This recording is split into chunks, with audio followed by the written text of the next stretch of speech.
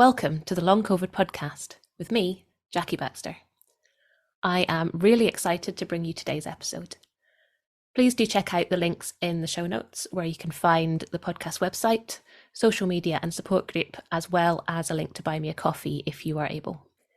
You should not rely on any medical information contained in this podcast and related materials in making medical, health-related or other decisions. Please do consult a doctor or other health professional. I love to hear from you. If you've got any suggestions or feedback or just want to say hey, then please do get in touch. I really hope you enjoy this episode, so here we go.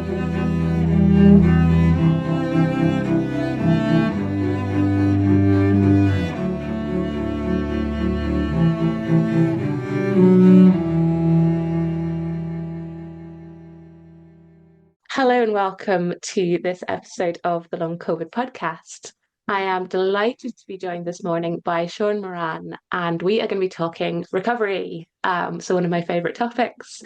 Sean's here to share his recovery story. So we're going to learn all about what worked for him and hopefully find some inspiration on a very grey morning here today. So a very warm welcome to the podcast today. Thank you so much, Jackie. It's lovely to be here. Yeah, I'm delighted to have you here and to get stuck into this topic. So, to start with, would you mind just saying a little bit about yourself and maybe what life was like before you got sick? Yeah, well, I'm going to have to rewind the clock probably 12 and a half years now. A very long time now, Jackie. But yeah, like I eventually got diagnosed with chronic fatigue syndrome in, I believe it was around April 2012. But I think there were some telltale signs that in the lead up to that, that things were sort of not quite right, you could say. I was sort of really the sort of person that was really vulnerable to like colds and flus and picking up everything, like you'd get on the train and you'd come home and you'd end up with something a couple of days later. And that had sort of lasted for several years. And then I can think back to maybe like the 6 month preceding, and I was working full time, and I was actually saving up for a trip to Europe actually at the time, which I was really excited about. I was in sort of my early 20s and I'd booked a one-way ticket. And I remember getting really sick in like Christmas a few months beforehand, and I was out for a couple of weeks and I just wasn't getting better. It sort of took a really long time, unlike, your usual sort of 5 to 7 days with a cold or flu or something. It took a good couple of weeks. And then in the lead up to it, I was sort of coming good, and then I'd sort of break down and come good. And then it got to about, I was probably about 6 to 8 weeks before I was meant to leave. And I just completely crashed.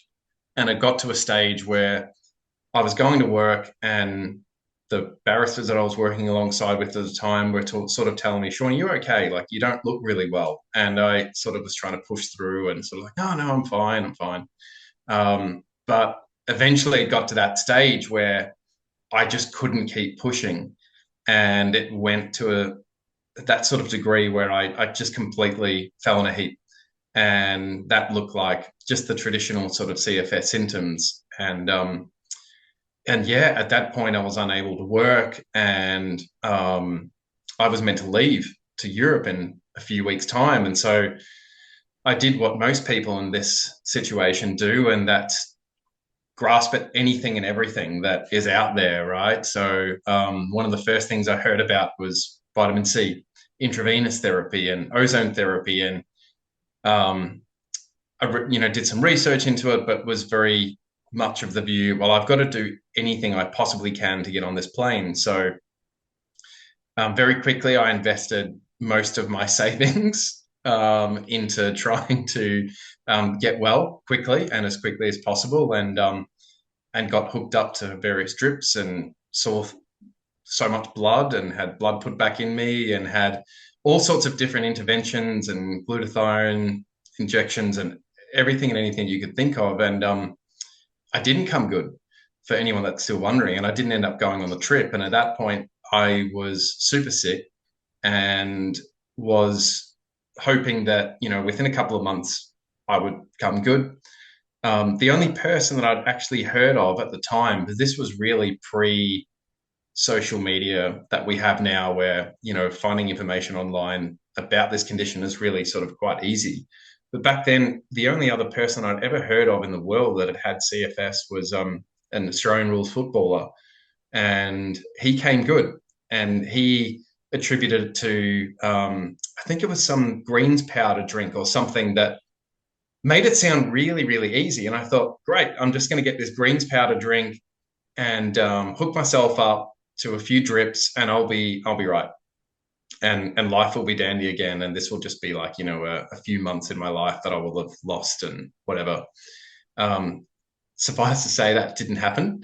I probably wouldn't be here on this call with you otherwise, but yeah, it sort of it went on for many, many years after that, Jackie, where I was looking for, I guess, I hate to say the quick fix, but to a certain degree, I sort of was, because I wasn't really informed about what was going on. So I tried acupuncture, I tried cupping, emotional freedom technique, homeopathy, brain retraining, qigong, restorative yoga, chiropractic care, hypnotherapy, graded exercise therapy, CBT, bioresonance therapy, matrix re-imprinting. I don't know if there's anything else that I hadn't done, but that was sort of the list over the subsequent years, where I just threw the kitchen sink, and in turn, obviously, probably all my savings at the same time, because I really wasn't able to work throughout this period. But yeah, that sort of went on for many, many years, and I was trying, like, a few years after I initially got diagnosed, to get back into some sort of part-time work and maintain some purpose, because I went from being a full-time employee to a full-time patient. And I think we all know what that looks like. You're spending all your spare time trying to dig yourself out of a hole, because your conventional doctors that you speak to sort of don't really have answers for you. And it's a case of, well, most people come good eventually, but we don't know when and how, and just hang in there. And so, yeah, so over those years, I sort of just tried to research everything and everything about the condition, and everything that sort of I could do to sort of help myself. And in the end, I got back to semi-functioning after probably 5 years, actually probably six, come to think of it, and started working part-time once more, and was still having like lots of different issues, and just hadn't regained my energy, and definitely couldn't work full-time. Definitely couldn't really play sport or anything like that. So I was still quite limited, still had a lot of cognitive difficulties and all of that sort of stuff. And yeah, it was only probably after the beginning of COVID, actually, when it was sort of a bit of a turning point for me, because I was then working remotely at the time and wasn't going in to the office. And unbeknownst to me, I found out later on that my split system that I was sitting underneath was completely riddled with mold. And yeah, so I was breathing that in, day out, for goodness knows how many hours, because it was in Melbourne, well, in Victoria, Australia's winter at the time. And so it was constantly on. I was constantly breathing this thing. And I went from like being, semi-functional to, okay, like I feel like I've just completely relapsed and crashed into a complete heap. So like I remember I tried to go for a walk with my dad, who's 30 years older than me, and he was powering along, and I literally couldn't keep up. Like I was struggling so badly to walk, and I was like, wow, I'm back here.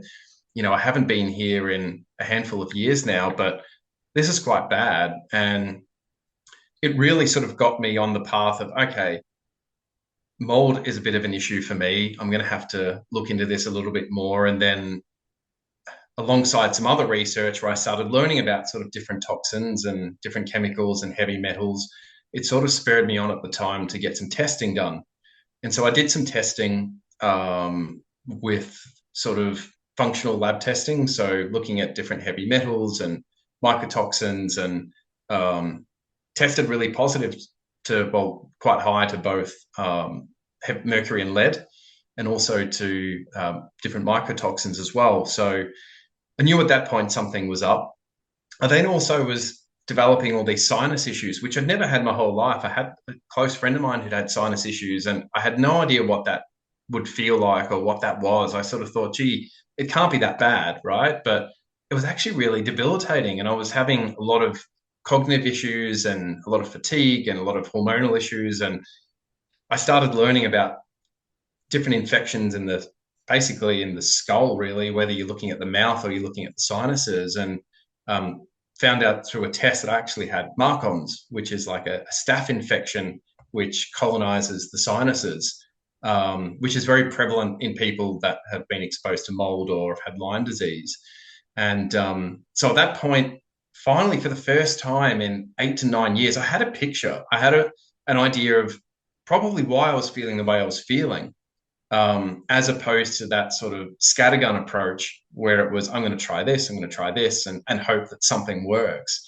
I sort of finally had a bit of a pathway. And after such time, I started working with a naturopath who was well versed in detoxification. And I started the process of detoxifying from all these toxins. And eventually was able to look at my mouth, found out I had a dental infection, and eventually got that cleared. And after a couple of years of sort of very structured and dedicated detoxification, I was finally able to start removing those toxins and those infections that were sort of, hampering my mitochondria from functioning. And I started making that exponential progress that most of us have, where you have those ups and downs and you start feeling better and then you dip a little bit and you feel better, but gradually you're starting to trend up. And yeah, after about 18, I'd say to 20 months, Jackie, it's when I finally started to feel like I'd finally come out of the grave. And I started being able to do things that I just hadn't done in, 10 years. And that was actually going for runs and start going back to the gym on a regular basis and working full time, and just feeling that, wow, I haven't felt like this since my early 20s. And it was such a remarkable feeling because for so many years, you don't think that you're ever going to get that back. And you sort of forget what that even feels like after a while, to feel normal and feel well again. So, yeah, so it was probably about 2 years ago now where things finally clicked and I started feeling good and getting back into normal life again. But yeah, it was quite the journey. It was quite the journey. Yeah. And I think that's a really good point you just made. I mean, I was ill for 3.5 years. Your trajectory obviously was longer than that. But it's amazing how quickly you forget what it feels like to feel normal. And you take on this identity of being ill because that's who you are now. It's certainly how you feel who you are now. And yeah, it is very difficult to kind of remember what it feels like to feel normal. And I think, it's why it makes it quite difficult sometimes to gauge progress as well, because we forget that actually normal life has its ups and downs anyway. And then coming out at the end, it's this kind of like, I feel like I have more energy now than I ever did before. And I think that's probably true because I'm probably healthier than I was before. But I think also some of that is kind of just, this memory of the 3 years where I didn't have that energy, where I constantly felt awful.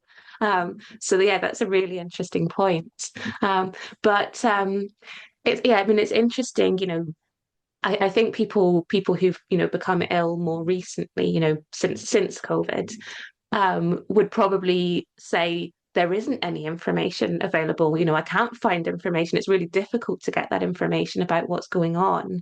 And I think, I suppose it's that comparison to, say, 12 years ago, where it was so much harder. That actually it does feel like there's a lot now for someone like yourself who was ill much, much longer ago, and how much more difficult that must have been then. There's that kind of like strength in numbers thing going on at the moment, I think, which is a horrible, horrible thing, but it does make it easier, I suppose, in some ways to find that information. Um, but yeah, it doesn't mean it's easy now, I suppose. But yeah. So, I mean, I'd love to dive a little bit into everything that you just said, because you said that you'd got back to that kind of sort of 50% functionality-ish, and you listed a massive long list of things, and I thought, gosh, I haven't even heard of some of those. That's amazing that you even found them. Um, what was it that kind of helped you get to that sort of 50% mark? Were there any kind of like big wins, or yeah, what was that looking like? It's a really good question. Like, I do think that potentially some of the intravenous therapy that I did and the ozone therapy had some merit.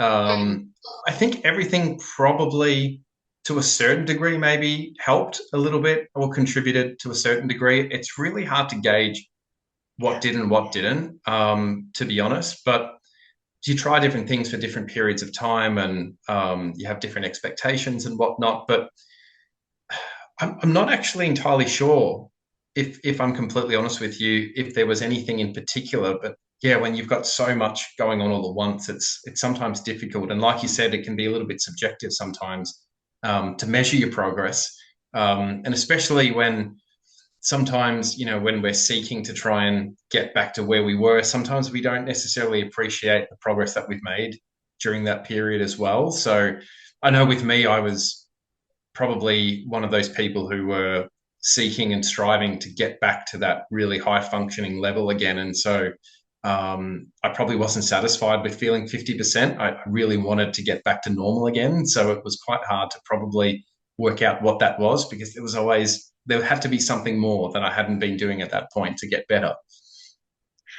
Yeah, totally. And I remember this feeling as well. It was almost like the more progress you made, the more frustrating it was that you weren't at the end game, rather than, appreciating that, 50%, for example, or wherever it is that you were. So I hear you.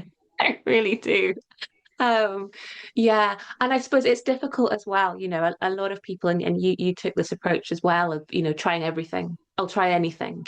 I'm so desperate to have my life back, completely understandably, that you're literally, okay, I'll do that, I'll do that, I'll do that, I'll do that. So it's very difficult sometimes to know exactly what it was that helped. Because you don't want to try one thing at a time, because we ain't got time for that. Like, you had a plane to catch. Yeah, that's right. Um, yeah. Um, but yeah, this kind of the 50% back, where you noticed that mold and started this kind of detoxification process.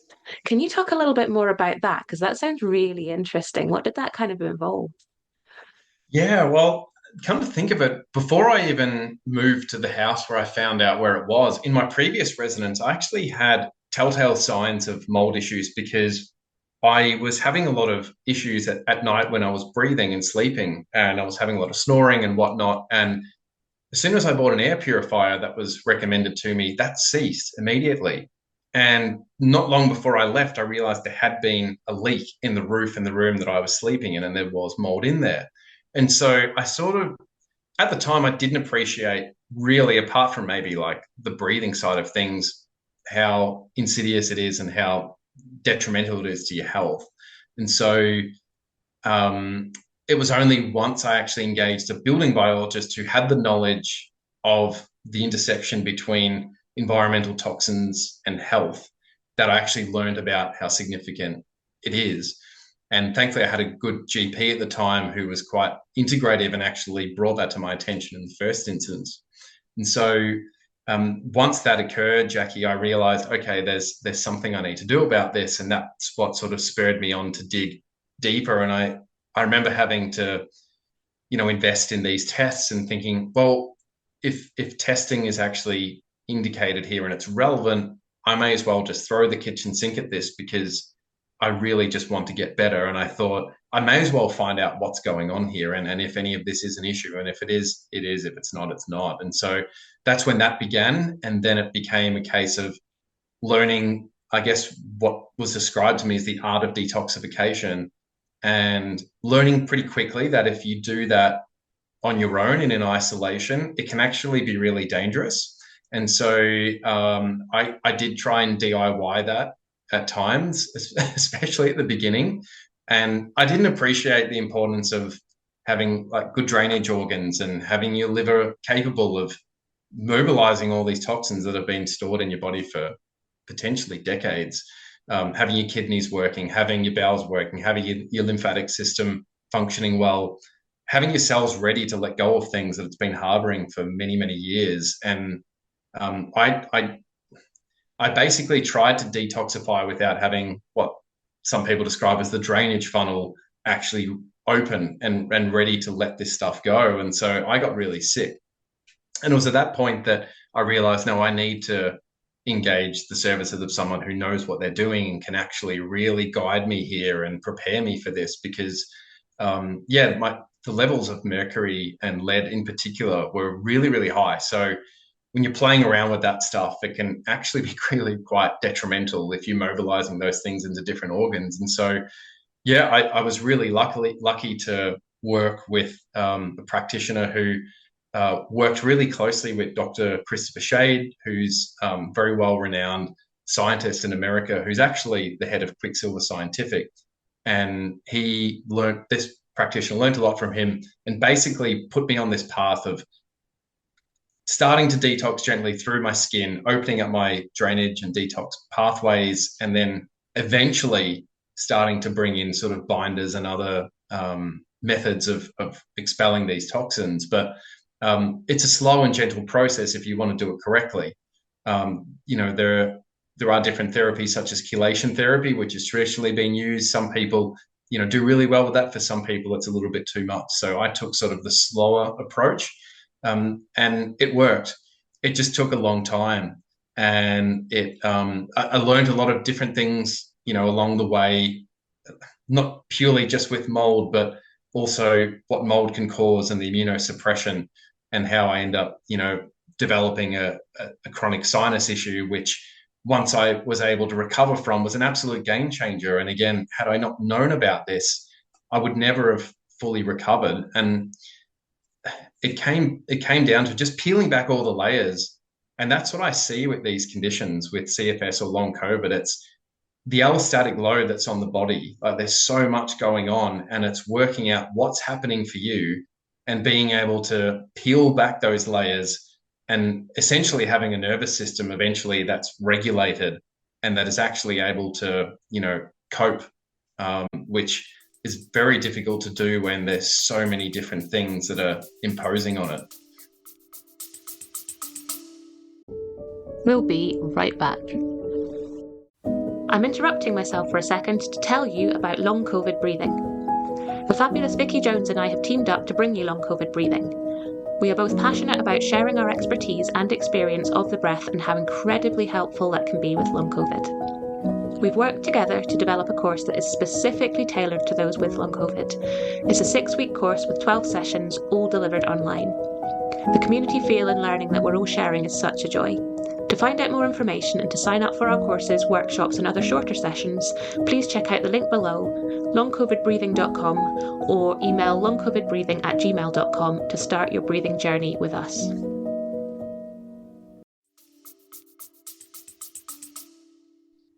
Yeah, absolutely. It's that you call it pieces of the puzzle, don't you? Or whatever someone say. I said the sort of the onion skin, or whatever metaphor you want to use. It doesn't seem to be for anybody that I've spoken to one thing. That there may have been like one or two big things, but there's lots of different pieces of that puzzle. And for you, this mold detoxification and all of that was a huge piece, but it wasn't the only thing. Which is what's really fascinating. But also, I loved what you said about doing it in the right way, because I think this is so true of so many different kind of strategies, techniques, treatments, modalities, again, whatever you want to call them. I mean, again, my own wheelhouse, breathing. People will go and try like Wim Hof. Oh, it didn't work for me. Breathing doesn't work for me. And it's like, well, like, of course it didn't, because it's Wim Hof and it's hugely upregulating. But people don't know that because they hear breathing. So it's finding the right way of doing these things for different people. And in this population, gentle, I think has got to be the kind of starting point. And that is exactly what you found. It took time, but doing it gently and in that way that didn't put extra stress on your body, because your body was stressed enough as it was, right? Correct. Yeah. And I think it just goes back, Jackie, to what you mentioned a moment ago, where we're so desperate to get better. We've been sick for so long. We've lost so much. We've had so much stripped away from us. We don't have plans. We can't look forward to the future. So you're in a position where, you're looking back at your recent years and they're plagued with illness and they're plagued with missed opportunities and dreams that you haven't been able to achieve. And then you're looking at your current situation and you're symptomatic and you're dealing with all sorts of horrible symptoms from cognitive, neurological, physical, the whole gamut. You're potentially in an environment where you're potentially not getting a lot of support or understanding from either the medical community or friends and family who may not understand this. You may not have a community outside of your immediate community for support. So for some people, you're in a very isolated position, and your future is so uncertain because you can't plan for obvious reasons. And so people are just trying to latch onto anything to try and get better as quickly as they possibly can. And sometimes I think it's really natural to try and expedite that process for obvious reasons. Like you couldn't judge anyone for a moment about that. And sometimes it's just a reminder, particularly if you have a really good mentor. And I think that's so important sometimes, to just remind you that, once you get on that right path, it will potentially take some time. If you've been sick for many years, it's not something that will probably go away overnight. But if you start making steps and taking steps in the right direction and moving forward, you will come out eventually. It's just a matter of how long, I think in the end. Yeah, I think you're right.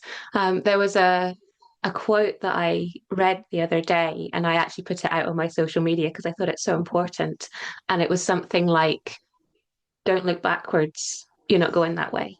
Yeah. And I thought that's so beautiful because, especially with the kind of up and down kind of trajectory that these types of illnesses tend to have, even when you find something that is helping you, it's still not a linear progression. Yep. You maybe are sort of going upwards, but in this kind of wiggly thing, and then maybe you have a dip, or you have a plateau, or then you find another thing that helps, and you maybe go up a bit, but then you have, and it's so frustrating and it's so difficult, I think, to see that you're making that progress, and so frustrating. And it's sort of remembering that you are always moving forward, even when it doesn't necessarily feel like it. And that was something that I struggled with because I felt like I was going backwards half of the time. But it's like, even when you feel like you're going backwards, you're still learning, Yep. even if you're in that kind of dip. But yeah, but mentally it's so tough, I think. Yeah, absolutely. Um, so you found the things that helped initially, and then you found this detox sort of protocol. I don't know if that's the right word. Yeah. Yeah. That sort of helped, and then you got on that bus, and that sort of was gradually helping over time. What did that kind of final climbing to the top of the mountain kind of bit look like? That moment of recovery, or that period of sort of into full recovery. How did that look like for you? Yeah, I think with the detox of the heavy metals and the mold, it was sort of that exponential increase of energy and Mhm. function. But honestly, it was dealing with the infections I had in my skull. So it was dealing with the sinusitis or the Marcon's infection that I had. And I tried that. I tried various therapies, Jackie, because it's quite a difficult sort of infection or colonization to treat. It's quite resistant, and thereby its name Marcon. It's resistant, this type of staph, to various bacteria. And there's various different treatments, from pharmaceutical antibiotics and nasal sprays and nebulizing and steam inhalation. There's so many different things out there, and I tried almost everything with no success. And then I found a protocol that a practitioner in America had devised, because he was a previous sufferer of this and Lyme disease. And I actually was able to finally rid myself of this infection after it was a 30-day protocol. And I finally did it. And having that gone from my head was just the amount of mental clarity that I was able to establish again and have was just amazing. It was like my brain just started to switch on again for the first time in 9 or so years, 10 years. It was just remarkable. And then I think I had a dental infection at one point, and I had one of my teeth removed. And honestly, like, I kid you not, the next day I woke up and I just had this extra amount of energy physically and also cognitively, which I hadn't had. And it felt like the more I just kept, peeling back those layers and just removing these things that were just obviously compromising my immune system, I just felt better and better and better. And it was sort of like, I guess, my immune system probably rewarding me and saying, thank you. Like you've had all this and I've had so much to deal with for the last 10 years and you're finally like removing it for me. Thank you so much. Here's some energy for you.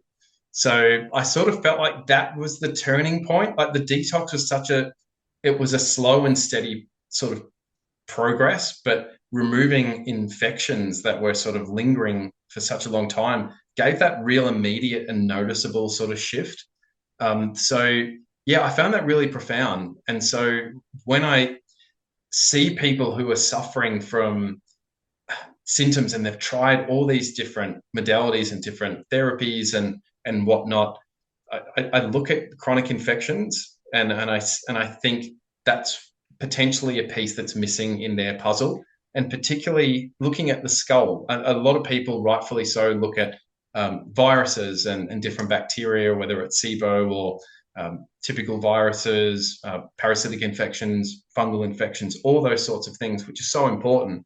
But I think sometimes the hidden piece is looking at infections in the skull, because even things like jaw cavitations can be very, very detrimental to people and disruptive.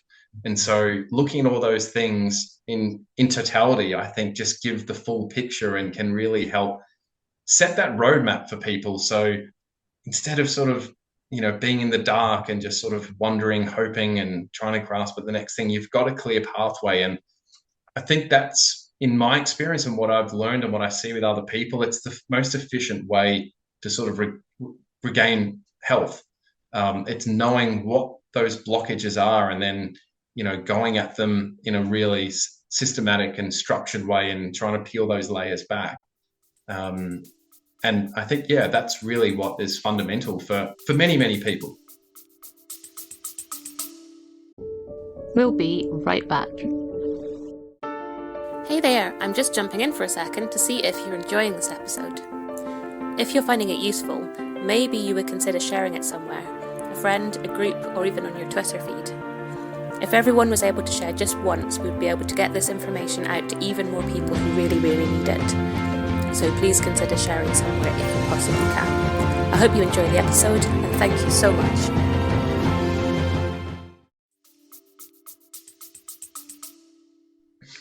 Yeah, I'm like, it's kind of like the more you know, isn't it? I mean, I think, we can definitely, I think, fall into the trap of like test after test after test after test, which actually can sometimes be detrimental.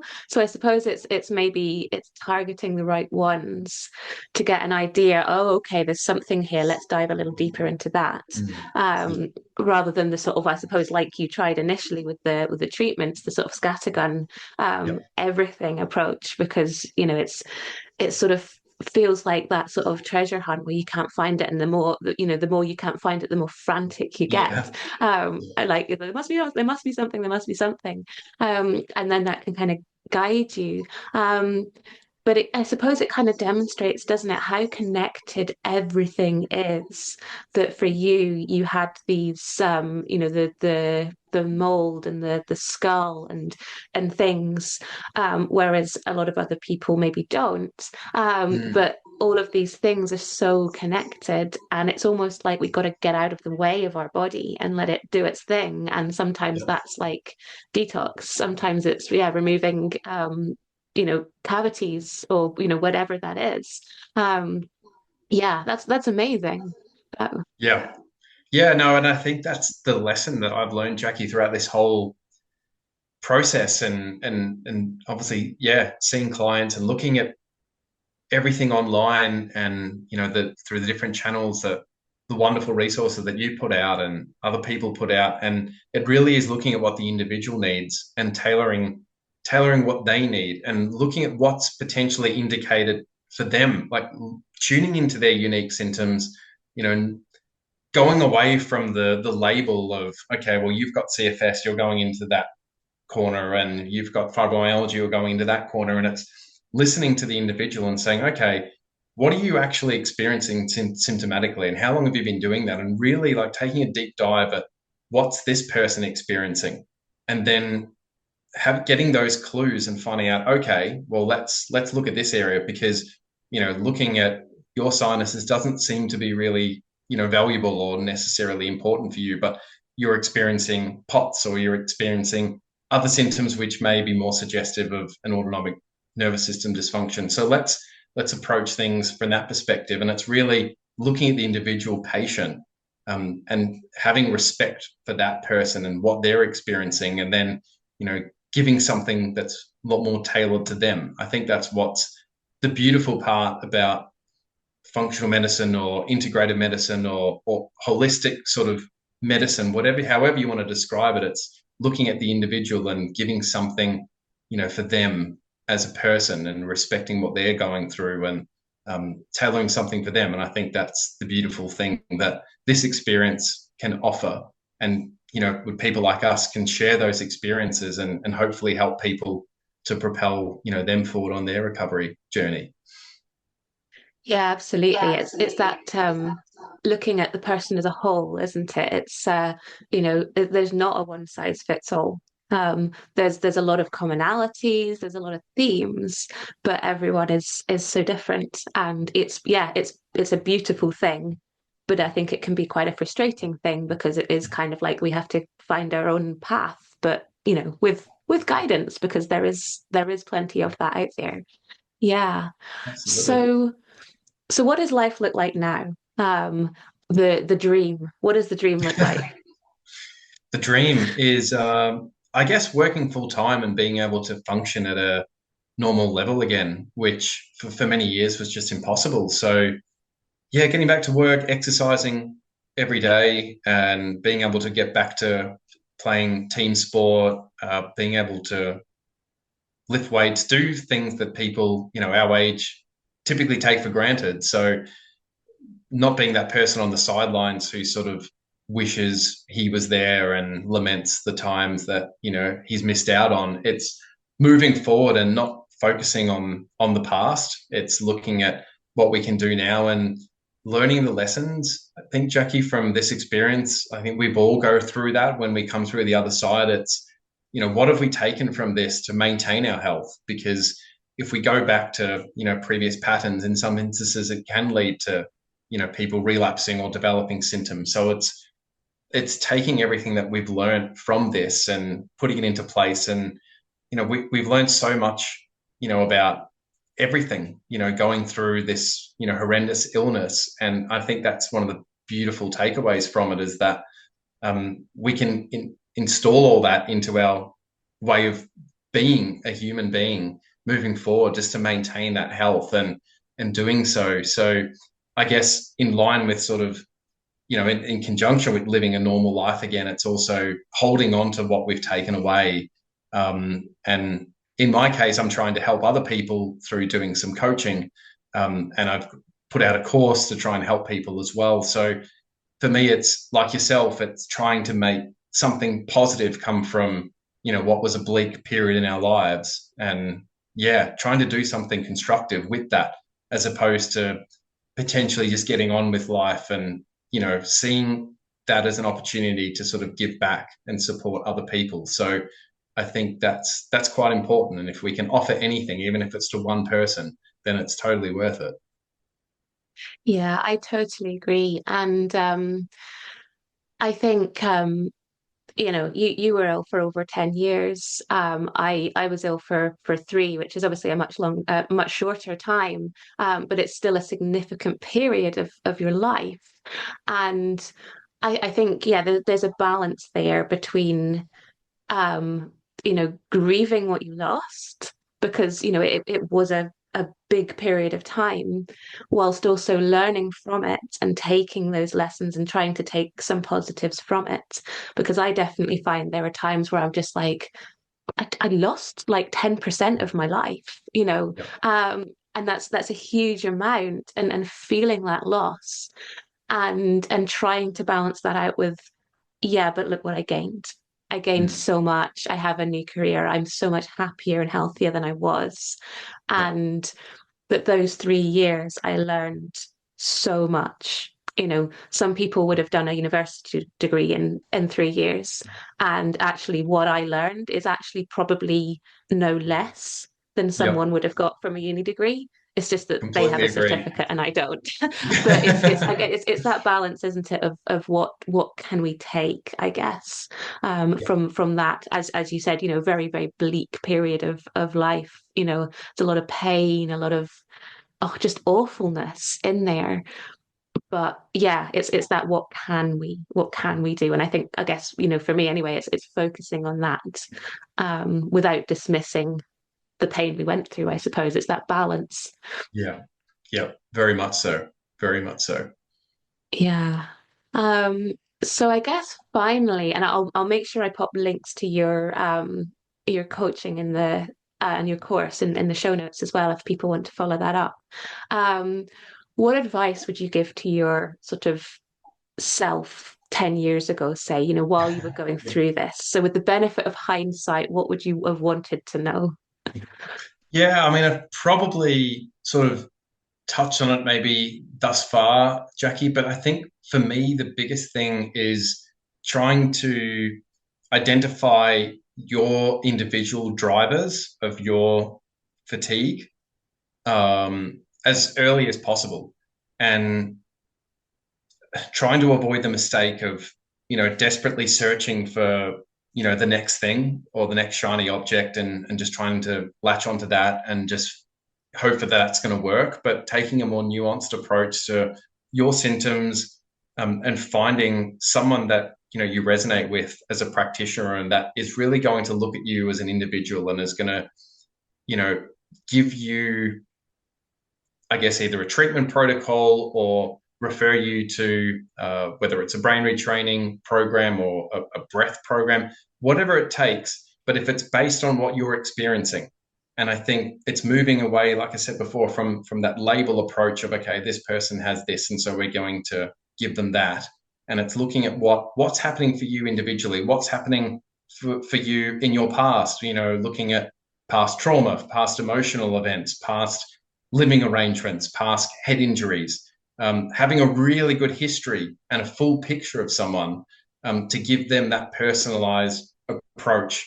And I think that it's so key because it's going to save people so much time, so much frustration that, is otherwise had, and just give people so much hope, which is so important because oftentimes we lose that when we're going through this.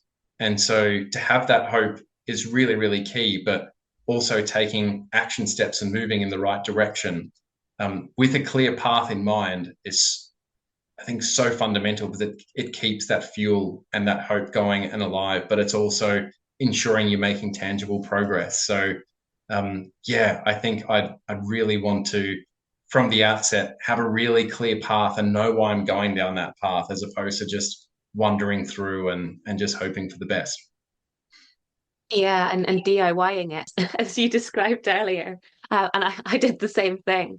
And yeah, I think, yeah, being guided by someone who kind of knows and understands, I suppose. Sean, thank you so much. It's been such a pleasure chatting with you and hearing your story and inspiring others who are still on their recovery journey. So thank you so much for giving up your time. Thank you so much for having me, Jackie. I really appreciate it, and it's been really fun. It's been my pleasure. Thank you so much to all of my guests and to you for listening. I hope you've enjoyed it, or at least found it useful. The Long COVID podcast is entirely self-produced and self-funded. I'm doing all of this myself. If you're able to, please go to buymeacoffee.com/longcovidpod to help me cover the costs of hosting the podcast. Please look out for the next episode of the Long COVID podcast. It's available on all the usual podcast hosting things. And do get in touch